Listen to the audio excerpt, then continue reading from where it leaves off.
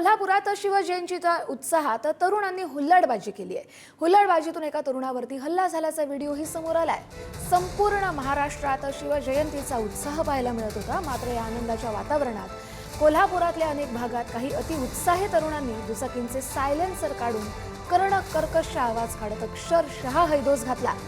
सायलेन्सरमध्ये बदल करून फटाक्यांसारखे आवाज काढत कर्कश आवाज काढत रस्त्यांवरती अक्षरशः धिंगाणाही घातला। आणि हा धिंगाणा इथंच नाही थांबला, तर एका ग्रुपनं गाडी थेट पंचगंगा नदीत फेकल्याचाही व्हिडिओ समोर आलाय।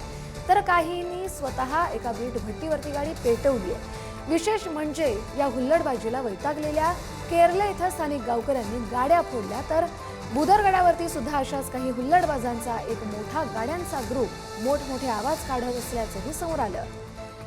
या संदर्भात अधिकचे अपडेट घेऊया आपले प्रतिनिधी शेखर पाटील यांच्याकडून। शेखर, कोल्हापुरात नक्की काय काय घडले? काल शिवजयंतीचा उत्साह होता, शिवाजी महाराज यांनी केलेल्या कामांचं स्मरण आपल्याला करायचं होतं, मात्र हे हुल्लडबाज काहीतरी भलतंच करताना दिसतायत।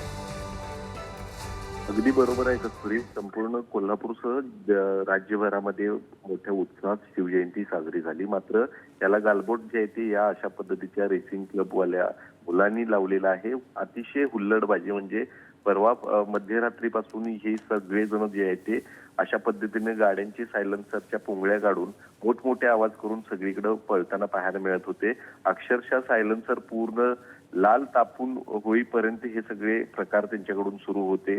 काही गाड्या पेटवून खाली टाकल्याचं, पंचगंगा नदीत टाकल्याचं देखील व्हिडिओ आपल्याला पाहायला मिळालेले आहे। शिवाय एकावरती एडक्यानं हल्ला सुद्धा या सगळ्या प्रकरणात झालेला आहे, या हुल्लडबाजीच्या माध्यमातून झालेलं पाहायला मिळालं। त्यामुळे निश्चितच ही शिवजयंती साजरी करण्याची पद्धत यावर्षी कुठून या सगळ्या लोकांच्या आणि मुलांच्या डोक्यात शिरली हे देखील पाहणं गरजेचं आहे। या सगळ्यांचं प्रबोधन खरं तर होणं गरजेचं आहे।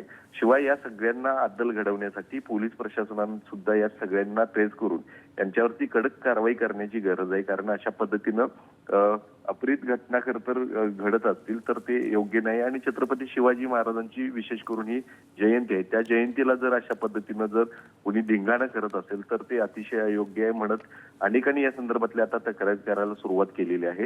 या सगळ्या तक्रारीच्या माध्यमातून पोलीस प्रशासन मात्र कशा पद्धतीने या सगळ्यांच्यावरती कडक कारवाई करणार आहे हे पाहणं गरजेचं असणार आहे। कस्तुरी, पोलिसांनी हे व्हिडिओ समोर आल्यानंतर काही कारवाई करण्याचा इशारा दिलाय का? कस्तुरी, नक्कीच हे व्हिडिओ काल देखील आपण या संदर्भातली बातमी लावली होती। मात्र आता जी आपण व्हिडिओ नवीन त्यामध्ये दाखवलेली आहे, ज्यामध्ये एका मुलग्यावरती एडक्यानं हल्ला झालेला आहे। शिवाय एक गाडी पेटवून दिलेली आपण सगळे दृश्य बघतोय। एक ठिकाणी तर पंचगंगा नदीवरून गाडी खाली फेकून दिलेली व्हिडिओ आहेत। असे गंभीर प्रकार आणि संपूर्ण मुलांच्या हातामध्ये, काही मुलांच्या हातामध्ये चाकू देखील पाहायला मिळालेले आहेत। हे सगळे प्रकार जे आहेत ते आपण पोलिसांच्या निदर्शनास आणून दिल्यानंतर त्यांनी कारवाईचं आश्वासन देखील दिलेलं आहे। शिवाय या सगळ्या पार्श्वभूमीवरती आता पोलीस प्रशासन कशा पद्धतीने या सगळ्यांना शोध घेणार आहे, कशा पद्धतीने यांच्यावरती कारवाई करणार आहेत हे पाहणं मात्र गरजेचं असतं। शेखर, शिवजयंती म्हटलं की सगळीकडेच पोलीस बंदोबस्त हवा, कारण प्रत्येक ठिकाणी मिरवणूक निघते, ढोल ताशांची मिरवणूक काढली जाते, त्यामुळे मोठ्या प्रमाणात नागरिक रस्त्यावरती उतरताना पाहायला मिळतात। मात्र हा जो हुल्लडबाजीचा प्रकार ज्या ठिकाणी घडला तिथे कुठलीच पोलीस सुरक्षा नव्हती का? कस्तुरी, शिवज्योत आणण्यासाठी वेगवेगळ्या गाड्यांवरती त्या ठिकाणी पोलीस बंदोबस्त मोठ्या प्रमाणात लावण्यात आला होता। मात्र ज्या ठिकाणी शिवज्योत घ्यायला जातात गडावरती त्या ठिकाणी ही हुल्लडबाजी जेवढी म्हणावी तेवढ्या प्रमाणात झाली नाही। मात्र जो शिवजयंती गडापासून आपले गाव हा जो मार्ग असतो त्या मार्गावरती ही सगळी हुल्लडबाजी करत सगळे जात असताना पाहायला मिळालेली आहेत।